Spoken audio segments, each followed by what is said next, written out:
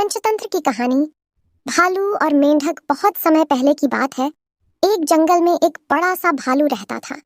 वह बहुत शांति प्रिय और बुद्धिमान था। उसे अपने जीवन का आनंद उठाना बहुत पसंद था। एक दिन उसने देखा कि एक मेंढक उसके पास आया और दुखी दिख रहा था। भालू ने पूछा, हे मेंढक, तुम इतने उदास क्यों हो? मेंढक ने उसे कहा, मेरी बात सुनो भालू, मेरे पास एक मालिक है और वह मुझसे बहुत क्रूरता से व्यवहार करता है। वह मुझे रोज बोझ उठाने के लिए बुलाता है और मुझे खुदाई करने के लिए बहुत मर्यादित करता है। मेरा जीवन एक दरिद्र और व्याकुलतापूर्ण हो गया है। भालू ने देखा कि मेंढक बहुत दुखी है और उसकी मदद करने का इरादा किया। उसने कहा, मेंढक, मैं तुम्हारी समस्या को हल करने में मदद कर सकता हूँ। आओ, मैं तुम्हारे मालिक से बात करता हूँ और उसे समझाता हूँ कि वह तुम्हारे साथ अन्याय न करे। मेंढक बहुत खुश हुआ और भालू के साथ चलने को तैयार हो गया। उन्होंने मालिक के घर पहुंचते ही मेंढक की बात कही। उन्होंने कहा, अच्छे मालिक, आपको यह मालूम होना चाहिए कि आपके मेंढक को बहुत दुख हो रहा है। वह इस तनावपूर्ण और अन्यायपूर्ण जीवन के साथ खुदाई करने के लिए बहुत प्रयास कर रहा है। कृपया उसे थोड़ी राहत दें और उसके साथ बहुमूल्यता से व्यवहार करें। मालिक ने भालू की बात सुनी और सोचने के बाद उसकी बात मान ली। वह उसे अब तक के सबसे महंगे और सुंदर आवास में रहने देने का फैसला किया।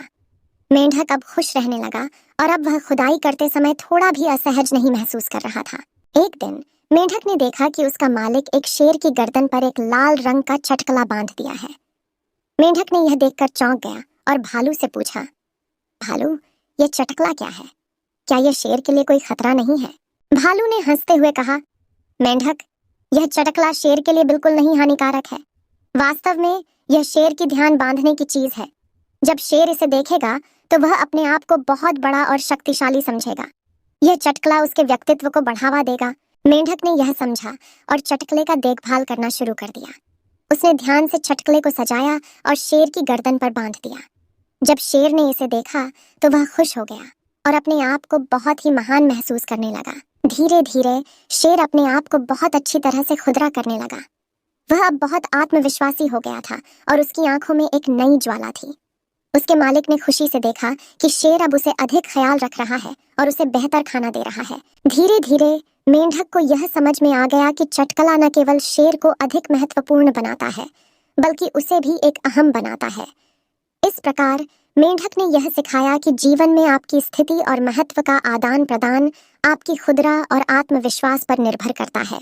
इस प्रकार भालू और मेंढक की मित्रता और सामर्थ्य एक अद्वितीय प्रकरण है। यह कहानी हमें यह बताती है कि हमें हमारे दोस्तों को सही मार्गदर्शन और सहायता देनी चाहिए ताकि हम सभी एक दृढ़ और समृद्ध जीवन जी सकें। इसी तरह से पंचतंत्र की कई और कहानियां हैं जो हमें मनोरंजन के साथ साथ जीवन के मूल्यों और सिखों को समझाती हैं। ये कहानियां बच्चों को अदरक करती हैं और उन्हें बेहतर व्यक्तित्व विकास के लिए प्रेरित करती हैं। इतनी लंबी कहानी के लिए क्षमा करें।